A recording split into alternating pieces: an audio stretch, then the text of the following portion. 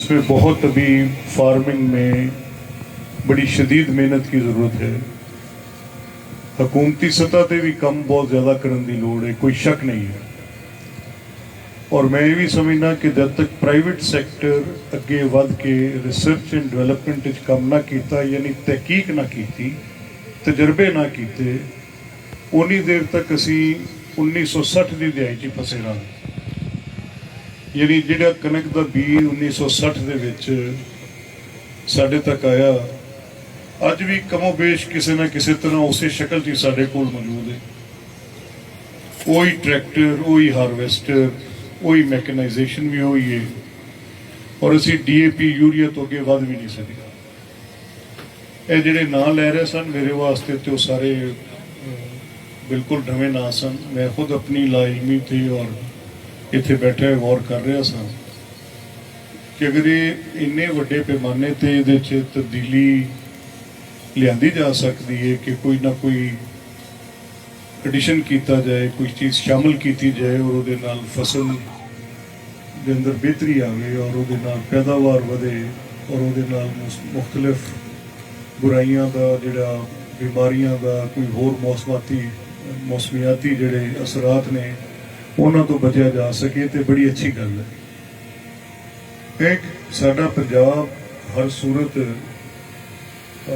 ज़राअत ते बेनिसार है, और मैं इस गल को बिल्कुल नहीं तस्लीम करता कि करूं साहब जिहड़ा कह रहे सन कि GDP दे विच जिहड़ा साडा शेयर है वो 23.1% है। साडा मेजोरिटी डॉकूमेंटेड ही नहीं है। साडा जिहड़ा लेबर काम करता है वो लेबर किहड़ी सोशल सिक्योरिटी दे विच रजिस्टर्ड है? किसान की लेबर तो किते गिनी नहीं जाती। इत्थे औरतां, मर्द, बच्चे जिहड़े दुनिया के किसी पैमाने ते भी किसी लेबर लॉज के तहत काम ही नहीं कर सकते, पूरा पूरा खानदान काम कर रहे हैं। इत्थे साडी कई किसानां दी ऐसी सूरत है कि जिन्हां दा डॉकूमेंटेशन गवर्नमेंट आप एग्जैम्प्ट कर देंदी है कि छोटे काश्तकार ने, और वो 90% के करीब ने जिहड़े छोटे काश्तकार ने। तो मैं GDP दे विच ज़राअत दी इस शुमारियात दे शदीद मुखालिफ हाँ कि बहुत कम जिक्र है। इसकी तफसील अगर पूरी डॉकूमेंटेशन तो बाद आवे तो फिर इसका हिस्सा मैं पूरी जिम्मेदारी नाल कह सकना कि जिन्ना अज दसिया जा रहा है तो कई गुना ज़्यादा है। ये नॉन डॉकूमेंटेशन का रिजल्ट है। फिर जिवें अजीम कंपनी है, इन्हां दी जिहड़ी आउटपुट है अगर वो मेरे किसान दे नाल बेस्ड है तो ਉਹਦੀ ਜਿਹੜੀ टोटल वॉल्यूम ऑफ बिजनेस है या इन्हां दी जिन्नी भी नैशनल इकोनॉमी च कॉन्ट्रीब्यूशन है तो क्या उन्होंने एग्रो बेस्ड रख के उन्होंने ज़राअत दे विच गिनदे ने? मेरा नहीं ख्याल गिनदे, बिल्कुल नहीं गिनदे। तो सो इट इज़ बेसिकली चंद ताकतवर वड्डे कारोबारी लोगों का किसान दे नाल ये जबर ये चलता रहेगा कि किते गिनती च गिनिया ना जाए कि इस मुल्क की जिहड़ी मुईशत की रीढ़ की हड्डी तस्वर की जाती सी उन्होंने नंबरां च घटाई बैठे ने। बड़ा वड्डा फ्रॉड है तुहाडे मेरे किसानां दे नाल। इहदे खिलाफ सानू आवाज़ उठानी पेगी। और मैं 3 मोटियां दलीलां दे रहा कि मियाँ जिहड़े साडे मुतलका कारोबारी लोग ने उन्हां दी जिहड़ी हुजम है उन्होंने ज़राअत दे नाल जोड़ो ना। वो अगर कारोबारी लोग कोई थ्रैशर्स बना रहे हैं कि या कोई वो पेस्टिसाइड्स का काम कर रहे हैं या वो कोई लोग फर्टिलाइजर्स का काम कर रहे हैं, मेरा नहीं ख्याल कि वो कारखाने इस तो इलावा किसी और चीज़ के अंदर कुछ कॉन्ट्रीब्यूट करते हैं। तो जिहड़े सिर्फ इहदे नाल मुंसलिक ने वो भी GDP च गिनती पावन लई पाओ ना कि वो ज़राअत के मुतलका ने। इस तरह मेरा ये भी मनना है कि साडी वे ऑफ लाइफ जिहड़ी साडी रहतल है वो ज़राअत के नाल जुड़ी है। हुण अगर मैं इत्थे समझ सकां कि जिन्ना साडे इन्हां दे रिसर्च ऑफिसर ने जिहड़े नाम लए ने बड़े साइंटिफिक नाम लए ने और वो मेरी समझ तो भी उत्ते ने, वो किसी फॉर्मूले का नाम ने, किसी कैमिकल का नाम ने, की ने मैनू नहीं पता। लेकिन इन्नी गल मैनू समझ लगी कि कह रहे हैं कि अगर ये इस्तेमाल करोगे तो तुसी किसान आपकी फसल च बेहतरी महसूस करोगे। मैं सिर्फ इन्नी गल समझ सकी। वो नाइट्रोजन है, वो फास्फोरस है, वो की है, कुछ तो साडे प्रोग्रेसिव जिम्मेदार ने जिहड़े उस तफसील को देखते तो समझते जरूर होंगे, लेकिन अक्सरीयत सी इस चीज़ तो ना वाकिफ हाँ ਔਰ ਮੈਂ ਜਿਹੜੇ ਕਾਰੋਬਾਰੀ ਹਜ਼ਰਾਤ ਨੇ ਇਹਨਾਂ ਦੀ ਕਾਰਪੋਰੇਟ ਸੋਸ਼ਲ ਰਿਸਪੌਂਸਿਬਿਲਿਟੀ ਦੇ ਵਿੱਚ ਕਰਨਲ ਅਫਜ਼ਲ ਸਾਹਿਬ ਇਹ ਚੀਜ਼ ਸ਼ਾਮਿਲ ਹੈ ਔਰ ਤੁਹਾਡੇ ਜੈਸੇ ਮੁਤਹਰਕ ਦੋਸਤ ਜਿਨ੍ਹਾਂ ਦੀ ਇਸ ਮੁਆਸ਼ਰੇ 'ਚ ਬੜੀ ਕਦਰ ਵੀ ਹੈ ਔਰ ਤੁਸੀਂ ਅੱਛੇ ਆਦਮੀ ਹੋ, ਮੈਂ ਤੁਹਾਡਾ ਬਹੁਤ ਇਹਤਰਾਮ ਕਰਨਾ ਔਰ ਤੁਹਾਡੀ ਨਾ ਸਿਰਫ ਤੁਹਾਡੀ ਪੂਰੀ ਫੈਮਿਲੀ ਦੀ ਮੇਰੇ ਇਲਾਕੇ 'ਚ ਇੱਕ ਬੜੀ ਕੰਟਰੀਬਿਊਸ਼ਨ ਹੈ ਔਰ ਮੈਂ ਸਮਝਦਾ ਕਿ ਤੁਸੀਂ ਅਗਰ ਇਹਨਾਂ ਕਿਸਾਨਾਂ ਨੂੰ with the help of this company ਜਿਹਦੇ ਨਾਲ ਹੁਣ ਤੁਹਾਡੀ ਐਸੋਸੀਏਸ਼ਨ ਹੈ ਇਹਨਾਂ ਵਾਸਤੇ ਕੋਈ ਤਰਬੀਤੀ ਪ੍ਰੋਗਰਾਮ ਵੀ ਰੱਖੋ, ਪਿੰਡ ਇਹਨਾਂ ਦੀਆਂ ਟੀਮਾਂ ਨੂੰ ਭੇਜੋ ਔਰ ਉਹਨਾਂ ਨੂੰ ਵਾਈਜ਼ ਕਰੋ ਕਿ ਜੋ ਕੁਝ ਤੁਸੀਂ ਦੱਸਿਆ ਹੈ ਇਹਦੇ ਇਸਤੇਮਾਲ ਦੇ ਨਾਲ ਕਿਸਾਨ ਨੂੰ ਕੀ ਫਵਾਇਦ ਹਾਸਲ ਹੋਣਗੇ, ਜਿਵੇਂ ਤੁਸੀਂ ਅੱਜ ਇਸ ਮੁਨੱਕਿਦ ਕੀਤਾ।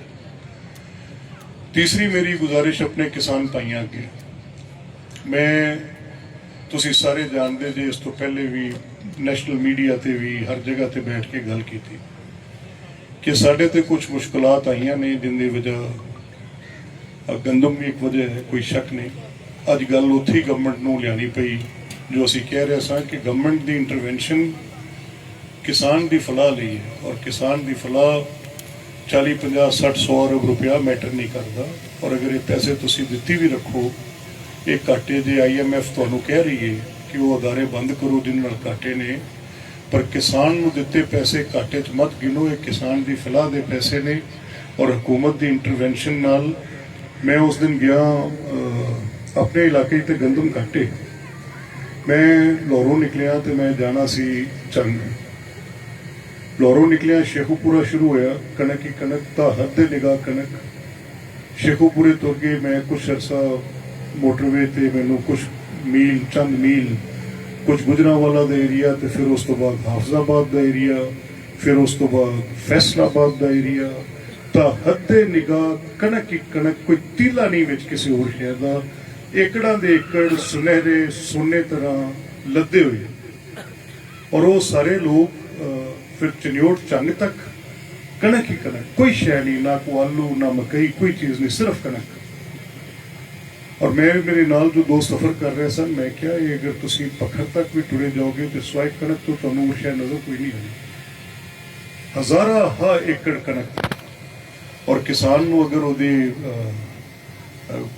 ਗੰਦਮ ਤੇ ਅਗਰ ਹਕੂਮਤ, ਮੇਰਾ ਬਹੁਤ ਅਹਿਸਨ ਫੈਸਲਾ ਹੈ ਹਕੂਮਤ ਦਾ, ਬਹੁਤ ਅੱਛਾ ਫੈਸਲਾ ਹੈ ਔਰ ਮੈਂ ਸਮਝਦਾ ਕਿ ਉਹਨਾਂ ਨੇ ਫਾਈਨਲੀ ਇਸ IMF ਦੇ ਪ੍ਰੈਸ਼ਰ ਨੂੰ ਬੜੀ ਹਿੰਮਤ ਕਰਕੇ ਪਿੱਛੇ ਧੱਕਾ ਦਿੱਤਾ ਹੈ। ਇਸ ਵਾਸਤੇ ਵਜ਼ੀਰ ਆਜ਼ਮ ਸਾਹਿਬ ਔਰ ਵਜ਼ੀਰ ਆਲਾ ਦੋਨੋਂ ਮੁਬਾਰਕਬਾਦ ਦੇ ਮੁਸਤਹਿਕ ਨੇ ਕਿ ਉਹਨਾਂ ਨੇ ਕਿਸਾਨਾਂ ਦੀ ਇਸ ਗੱਲ ਲਈ, ਇਸ ਬੜੇ ਵੱਡੇ ਪ੍ਰੈਸ਼ਰ ਨੂੰ ਕਿ IMF ਜੋ ਕਹਿ ਰਹੀ ਸੀ ਕਿ ਕਣਕ ਚੋਂ ਗਵਰਨਮੈਂਟ ਨਿਕਲੇ, ਉਹਦੇ 'ਚ ਉਹਨਾਂ ਨੇ ਫਿਰ ਆਪਣੀ ਦਲੀਲ ਨਾਲ, ਆਪਣੇ ਵਜ਼ਨ ਨਾਲ ਔਰ ਇਹ ਸਮਝਾ ਕੇ ਕਿ ਕਿਸਾਨਾਂ ਦੀ ਫਲਾਹ ਬੁਨਿਆਦੀ ਤੌਰ ਤੇ ਸਾਡੀ ਫਲਾਹ ਹੈ।